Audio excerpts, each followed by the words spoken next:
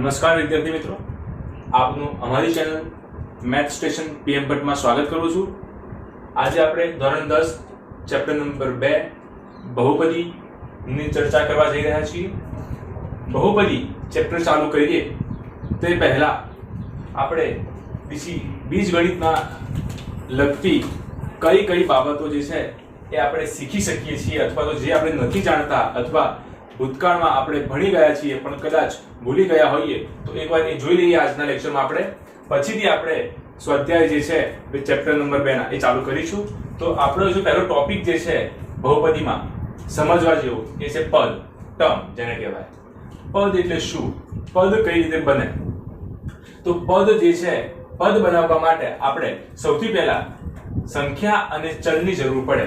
સંખ્યા અને ચલને હું ભેગા કરું છું અહીંયા હાલ।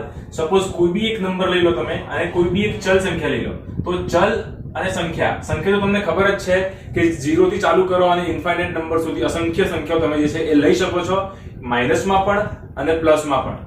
અને ચલની વાત કરો એટલે કે આલ્ફાબેટિક ઓર્ડર જે છે A to Z ની અંદર તમામ જે શું કહેવાય મૂળાક્ષરો જે છે સ્વર અને વ્યંજન બંને એ તમામ સંખ્યાઓ જે છે એ તમે ગણિતની ભાષામાં એને ચલ કહેવાય છે અને એનો ઉપયોગ તમે ચલ તરીકે કરી શકો છો। તો અહીંયા એ બંનેને હું ભેગા કરું છું તો એક પદ બને છે। તો અહીંયા મેં એક્ઝામ્પલ્સ તમને અહીંયા બતાવેલા છે। ધારો કે અહીંયા નંબરમાં સંખ્યામાંથી મેં 7 લીધી છે અને ચલમાં મેં x અને એની ઘાત 2 આપી છે, તો અહીંયા મારું પદ બને છે 7x²। પછી સપોઝ અહીંયા હું 19x નો ઘન વત્તા 3x નો સ્ક્વેર લખું છું, તો આ પણ મારું પદ જ બને છે। પણ અહીંયા પદમાં વિશેષતા એ છે કે અહીંયા એક કરતા વધારે પદો છે। કેમ? બીકોઝ વચ્ચે મેં નિશાની જે છે પ્લસ ની મૂકી છે, એટલે કે અહીંયા કેટલા પદ છે? કુલ 2 પદો છે। પછી અહીંયા બીજી વાત કરીએ આપણે તો સેમ એ જ રીતે 34y 81y નો વર્ગ એ પણ આપણું પદ છે। નીચે એ જ રીતે મેં 19z નો ક્યુબ પ્લસ 6z² અને છેલ્લે છે 47p ની 4 ઘાત, 47p⁴ તો આ જે તમામ ઉદાહરણો જે છે એ શું દર્શાવી રહ્યા છે? પદ। આ તમામ જે સંખ્યાઓ જે છે એ પદ છે, પણ પદના પણ પ્રકાર હોય।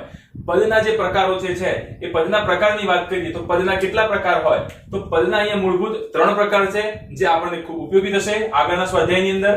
સૌથી પહેલા વાત કરીએ 3 પ્રકારના પદમાં। પહેલું પદ છે એકપદી, બીજું પદ છે દ્વિપદી અને ત્રીજું પદ છે ત્રિપદી। અને ચોથો પ્રકાર જે છે એ બહુપદી છે। બહુપદી એટલે અહીંયા લખ્યું છે કે n પદો અથવા તો 3 કરતા વધુ પદ હોય તો તેને આપણે શું કરીએ છીએ? અહીંયા બહુપદી કહીએ છીએ। તો જો સૌથી પહેલા આપણે વાત કરીએ એકપદીની, એટલે કે અહીંયા એક જ પદ આવેલું હોય, જેમ અહીંયા મેં બતાવ્યું છે એમ 7x², એક જ પદ છે, મેં વચ્ચે પ્લસ અથવા માઈનસ ની નિશાની મૂક્યા વગર જે મેં સંખ્યાઓ લખી છે એ, તો અહીંયા જે પદ બને છે એને પ્લસ અને માઈનસ લખ્યા સિવાય અહીંયા જે પદ બને છે એ અહીંયા એને શું કહેવાય છે? એક પદ બને છે। જેમ કે અહીંયા 9t, અહીંયા 9 અને t બંને અલગ અલગ પદો છે। 9 અને t બંને અલગ અલગ પદો છે અને બંને વચ્ચેનો જે સંબંધ જે છે એ બંને વચ્ચે ગુણાકારનો સંબંધ રહેલો છે, પણ હું અહીંયા શું કરું છું? ગુણાકાર લખતો નથી। એટલે અહીંયા 9t જે છે એ મારું એક જ પદ બને છે। અહીંયા પદ છે x ની 4 ઘાત, x ની 4 ઘાતમાં પણ x ની 4 ઘાત જોડે એક ગુણાયેલો છે। એક જે છે એ તમામ સંખ્યા સાથે એ બધી તમામ સંખ્યાઓનો અવયવ કહેવામાં આવે છે, એટલા માટે એક જે છે એ x સાથે ગુણાયેલો છે, એટલે એક જે છે એ તમે ના લખો તો ચાલે। એટલે અહીંયા x ની 4 ઘાત એ પણ આપણું પદ જ છે। પછી 4q નો સ્ક્વેર, 4q નો વર્ગ, તો અહીંયા 4q² એ પણ આપણું એક જ પદ છે, સિંગલટન છે। અને અહીંયા એને ઇંગ્લિશમાં આપણે શું કહીશું? મોનોમિયલ। ઇંગ્લિશમાં એને મોનોમિયલ કહેવાય। હવે અહીંયા છે 89 89l² પણ આપણું પદ જ છે, એક પદી છે। આ તમામ જે પદો જે છે એ એક પદી કહેવાય। હવે વાત કરીએ દ્વિપદીની। દ્વિપદી કોને કહેવાય? દ્વિપદી એટલે શું? જેમાં એક કરતા વધારે પદ આવ્યા હોય, એટલે કે તમે પ્લસ અને માઈનસ મૂકીને તમે શું કરો છો? બીજું એક પદ એક્સ્ટ્રા લખો છો, વધારાનું લખો છો, અને એના દ્વારા જે અહીંયા સમીકરણ રચાય છે એને આપણે દ્વિપદી કહીએ છીએ। ફોર એક્ઝામ્પલ અહીંયા 3x² + 2x, જેમાં 3x² એક પદ છે વત્તા કરીને અહીંયા 2x લખ્યા છે જે એક બીજું પદ છે, તો અહીંયા 3x² + 2x, અહીંયા પદોની સંખ્યા કેટલી છે? 2, એટલા માટે એને શું કહીશું? આપણે દ્વિપદી કહીએ છીએ। હવે નેક્સ્ટ છે આપણો એક્ઝામ્પલ 14y² + 8। 14y² + 8 માં 14y² આપણું સિંગલ ટર્મ એક પદ છે અને બીજું જે પદ છે એ 8 છે. 8 જે છે ખાલી એક સંખ્યાત્મક માહિતી છે, સંખ્યાત્મક નંબર છે, ગુણા સંખ્યા છે, એટલા માટે આપણે એક શું કહેવાય છે એને અચળ પદ કહેવાય. એને શું કહીશું આપણે? અચળ પદ કહીશું, બીકોઝ એના સાથે કોઈ પણ જે છે આલ્ફાબેટિક ઓર્ડર નો નંબર ચલ સંખ્યા જે છે ગુણાયેલી કે જોડાયેલી નથી એના સાથે, એટલા માટે એ જે નંબર જે છે એ કેવો છે? અચળ પદ કહીશું આપણે. ઇંગ્લિશમાં એને કોન્સ્ટન્ટ ટર્મ કહેવાય. એટલે અહીંયા પણ કુલ જોવા જઈએ તો કેટલા પદ છે? બે પદ છે. એક વેરિયેબલ ટર્મ છે એટલે કે ચલ વાળું પદ છે જેમાં y ગુણાયેલો છે, y ની બે ઘાત 14 જોડે ગુણાયેલી છે, અને અહીંયા બીજું છે 8. નેક્સ્ટ દ્વિપદી માં જ એક ત્રીજું એક્ઝામ્પલ છે આપણું 55z² - 11. 55z² - 11 માં પણ મેં જેમ પહેલા કીધું એમ અહીંયા z² એક ચલ સંખ્યા વાળું પદ છે અને બીજું પદ આપણે માઈનસ કરીને એડ કર્યું છે 11. 11 જે છે આપણું અચળ પદ કહેવાશે. હવે આપણે વાત કરીએ આગળ ત્રિપદીની. ત્રિપદી કોને કહેવાય? ત્રિપદીમાં જેમ આમાં એક પદ હતું, આમાં બે પદ હતા, તો આમાં કેટલા પદ હશે? ટોટલ 3 પદ હશે.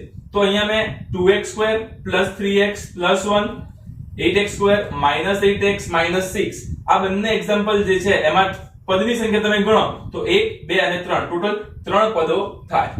હવે આપણે નેક્સ્ટ જોઈએ 3 પદ સિવાય 3 કરતા વધારે પદો હોય તો શું કહેવાય? આપણું ચેપ્ટરનું જે નામ છે તે, એટલે કે એને બહુપદી કહેવાય. n પદો અથવા તો 3 કરતા વધુ પદો હોય તેને આપણે શું કહીશું?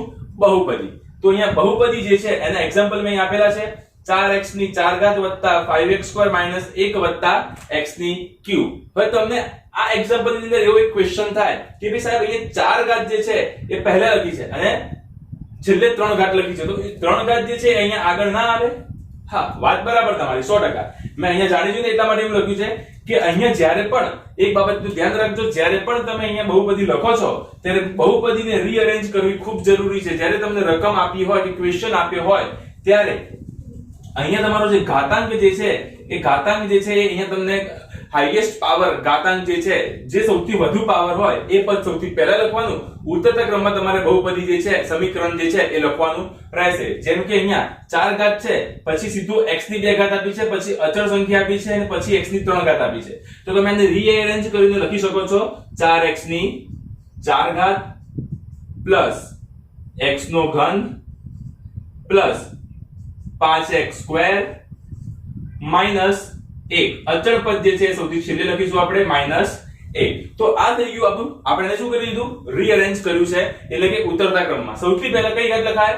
મોટી ઘાત. સૌથી પહેલા સૌથી મોટી ઘાત આપણે અહીંયા લખવી પડે બહુપદીની અંદર. જે 4 છે 4x ની 4 ઘાત સૌથી મોટી ઘાત વાળું પદ છે એટલે સૌથી પહેલા લખીશું એ, પછી x નો ઘન, પછી 5x² માઈનસ 1. તો અહીંયા પદોની સંખ્યા જે છે 1 2 3 અને 4 4 થઈ, 3 કરતા વધી ગઈ, એટલા માટે આપણે આને શું કહીશું? બહુપદી.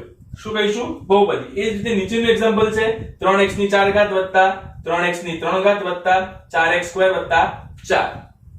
હવે આપણે વાત કરીશું આગળ. અહીંયા સુધી તમને ડાઉટ ક્લિયર થઈ ગયા હશે. ના થયા હોય તો કોમેન્ટ કરીને પૂછી શકો છો. સહગુણક. સહગુણક કોને કહેવાય? મેં અહીંયા જે વાત કરી પદની, એ પદ જે છે પદમાં ખબર પડી હોય તો તમને બહુ જ સહેલાઈથી, ખૂબ જ સરળતાથી તમને સહગુણકમાં અને ઘાતાંકમાં પણ ખબર પડી જશે. તો આપણે અહીંયા જોઈએ હવે સહગુણક કોને કહેવાય. આપણે અહીંયા એક પદ લખ્યું છે 5x². 5x² પદમાં સવાલ એ પૂછું છું કે આમાં x² નો સહગુણક કયો છે? હવે આને સહેલાઈથી સમજવા માટે હું તમને એક ટ્રીક બતાવીશ.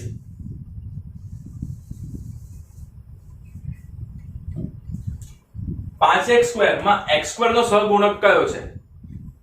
તો આ એક્ઝામ્પલ જોઈએ એ પહેલા આપણે બીજા એક એક્ઝામ્પલની વાત કરીએ જે બહુ પ્રેક્ટિકલ હોય અને સમજી શકાય એવું હોય. તો અહીંયા હાલ લઈએ આપણે 2 × 5 × 7. તો હવે હું વાત કરીશ અહીંયા આપણે અહીંયા 7 સંખ્યા જે છે એ કોની સાથે ગુણાયેલી છે? તો આપણને અહીંયા દેખાય છે કે ભાઈ 7 સંખ્યા જે છે એ 2 અને 5 સાથે ગુણાયેલી છે. તો અહીંયા આપણા સહગુણક કયા થયા? 7 ના 2 અને 5 એ આપણા શું થયા? 7 ના સહગુણક થાય. તો એ જ રીતે હું તમને એક ક્વેશ્ચન પૂછું છું કે x² નો સહગુણક કોણ થાય? તો x² સાથે કઈ સંખ્યા જે છે એ ગુણાયેલી છે? તો આપણને x² સિવાય કયું પદ મળે છે અહીંયા? 5. તો આપણો જવાબ શું થશે? 5. x² સાથે કઈ સંખ્યા ગુણાયેલી છે? 5. તો આપણા x² નો સહગુણક જે છે 5 થશે.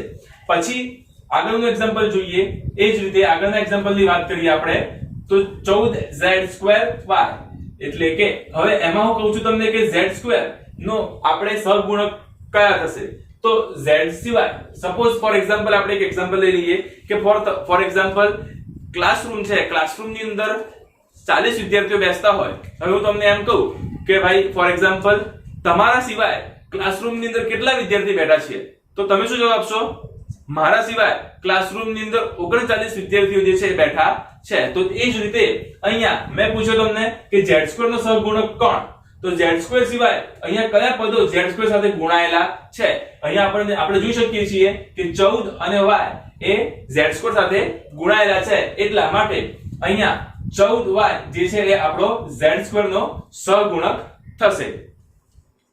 હવે આપણે જોઈએ ઘાતાંક. આ સિવાય તમે ઘણા બધા એક્ઝામ્પલ્સ જે છે એ તમે જાતે ઘરે પ્રેક્ટિસ કરી શકો છો ઘરે બેઠા અને કોઈ બી ડાઉટ્સ હોય તો કોમેન્ટમાં તમે મૂકી શકો છો. ઘાતાંક. ઘાતાંકની વાત કરીએ આપણે. હવે ઘાતાંક જે છે એ ઘાતાંકમાં આપણે અહીંયા એક પદ લીધું છે 99x³ + 2x². 99x³ + 2x². તો હવે અહીંયા ઘાતાંક કયો છે જેમ કે અહીંયા મેં અંડરલાઈન કરી છે x³. હું વાત કરું કે આ 99x³ માં ઘાતાંક જે છે હંમેશા ચલ સંખ્યાનો શોધવામાં આવે. જનરલી આ પદની વાત કરું તો ચલ સંખ્યાનો મને ઘાતાંક દેખાય છે. ઘાતાંકમાં અહીંયા હું કહું કે x³ નો ઘાતાંક કેટલો છે 3. કેમ એની ઘાતવાળી જે સંખ્યા છે એ કેટલી છે 3. 2x² માં આનો ઘાતાંક x નો ઘાતાંક કેટલો છે અહીંયા 2x² માં x નો ઘાતાંક જે છે કેટલો છે 2 છે. હવે એ જ રીતે નીચેના એક્ઝામ્પલની વાત કરીએ 3x² માં x નો ઘાતાંક કેટલો છે 2 છે. આમાં 4x ની અંદર x નો ઘાતાંક કેટલો છે 1 છે અને આમાં 1 ની સાથે મેં શું કર્યું છે ઉતરતા ક્રમમાં મેં કીધું હતું એમ x ની 2 ઘાત x ની 1 ઘાત અને x ની 0 ઘાત.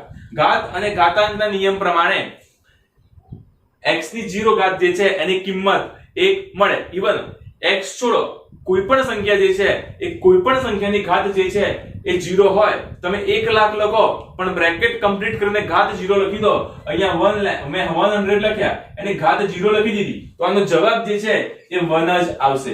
ઇવન તમે 2576 લખો ઘાત 0 કરી દો તો જવાબ શું આવશે ઓલવેઝ 1 જ આવશે નિયમ પ્રમાણે. તો હવે અહીંયા ઘાત અને ઘાતાંકના નિયમો પ્રમાણે હવે આગળ વાત કરીએ આપણે. એટલા માટે અહીંયા x ની 0 ઘાત જે છે એ તમે અહીંયા નહીં લખો તો ચાલશે. એટલા માટે આ જે પદ જે છે એ ક્યુ બની જશે અહીંયા અચળ પદ બની જશે. તો એ જ રીતે અહીંયા x² માં x નો ઘાતાંક 3x² માં x નો ઘાતાંક કેટલો છે 2. x ની 1 ઘાત છે અહીંયા x ની 1 ઘાત છે એટલે અહીંયા 4x માં x નો ઘાતાંક કેટલો થશે 1 થશે. તો વિદ્યાર્થી મિત્રો તમને અહીંયા સુધી જે છે ખબર પડી ગઈ છે. હવે આપણે આગળ જોઈશું કે બહુપદી ચેપ્ટરના રિલેટેડ આપણે બહુપદીનું ચેપ્ટર આપણે સ્ટાર્ટ કરી રહ્યા છીએ. મેઈન ટોપિક સ્ટાર્ટ થઈ રહ્યો છે અત્યારે હાલ. સો ધ્યાન રાખજો. હવે બહુપદીના પ્રકાર કયા હોય. બહુપદી જે છે એમાં પહેલો પ્રકાર છે સુરેખ બહુપદી. સુરેખ બહુપદી કોને કહેવાય તો સુરેખ બહુપદીની વાત કરીએ તો એનું પ્રમાણિત સ્વરૂપ આપેલું છે ax + b. ax + b એ જે છે આપણું સુરેખ સમીકરણનું પ્રમાણિત સ્વરૂપ છે. એ શું દર્શાવે છે તો એની વાત કરું તો અહીંયા x જે છે એ આપણું શું છે વેરીએબલ ટર્મ એટલે કે આપણી ચલ સંખ્યા દર્શાવે છે અને એના આગળ એ જે છે એ કોઈ પણ સંખ્યાત્મક માહિતી જે છે એ અહીંયા આપેલી હોય ઉદાહરણની અંદર કે રકમની અંદર અને b જે છે એ આપણું અચળ પદ જે છે દર્શાવી રહ્યું છે. હવે આપણે વાત કરીએ અહીંયા એક્ઝામ્પલ્સ મેં અહીંયા મૂકેલા છે લખેલા છે 9x + 7. હવે એને સુરેખ બહુપદી કેમ કહેવાય 9x + 7 ને સુરેખ બહુપદી કેમ કહીશું કારણ because x જે છે એની ઘાત કેટલી છે એનો ઘાતાંક જે છે એ 1 છે. કોઈ પણ પદની અંદર કોઈ પણ બહુપદીમાં જ્યારે ઘાતાંક જે છે એ 1 આપેલો હોય ત્યારે આપણે એને શું કહીશું સુરેખ બહુપદી. તો એવા પદને આપણે શું કહીશું સુરેખ બહુપદી કહીશું.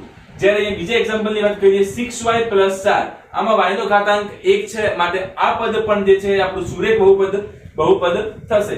ફોર એક્ઝામ્પલ હું અહીંયા એવું લખું કે 181 x² + 66 x. તો આ જે આપણું પદ જે છે એ સુરેખ બહુપદી થશે નહીં, બીકોઝ આ પદની અંદર આપણો હાઈએસ્ટ ઘાતાંક જે છે એ આપણા મેક્સિમમ ઘાતાંક જે છે એ વધુમાં વધુ ઘાતાંક કેટલો છે અહીંયા 2 છે, એટલા માટે આ પદ જે છે એ સુરેખ બહુપદી કહેવાશે નહીં. નેક્સ્ટ ટોપિક ની વાત કરીએ બહુપદીમાં જ, તો દ્વિઘાત બહુપદી છે. द्विघात बहुपदीનું આપણું અહીંયા प्रमाणित स्वरूप છે. आप चाहो तो ये डिटेल्स जो है वो नोट कर सकते हैं आपकी नोटबुक के अंदर, अगर आप साथ में लेके बैठे हैं तो. द्विघात बहुपदी ax² + bx + c. द्विघात बहुपदीનું પ્રમાણિત સ્વરૂપ છે, સ્ટાન્ડર્ડ સ્વરૂપ છે ax² + bx + c. આ યાદ રાખી લેજો, ચેપ્ટરમાં સૌથી વધારે જરૂર આપણે આની પડવાની છે. અને આ ચેપ્ટરના જે છે એ પ્રમાણિત સ્વરૂપ ax² + bx + c ના આધારે જે ચેપ્ટર છે અને આના આધારિત દાખલાઓ જે સૌથી વધારે એક્ઝામમાં પૂછાય છે. માટે અહીંયા આપણે એને ઉદાહરણ લીધા છે. જે પદની અંદર જ્યારે પદ જે છે પદમાં સૌથી વધુ ઘાતાંક જે છે એ 2 આપ્યો હોય તો એ તમામ પ્રકારની બહુપદી જે છે એને દ્વિઘાત બહુપદી કહેવાય. જેમ કે અહીંયા એક્ઝામ્પલ છે 4x² + 4x + 1. આ પદની અંદર x ની સૌથી વધારે ઘાતાંક શેમાં છે?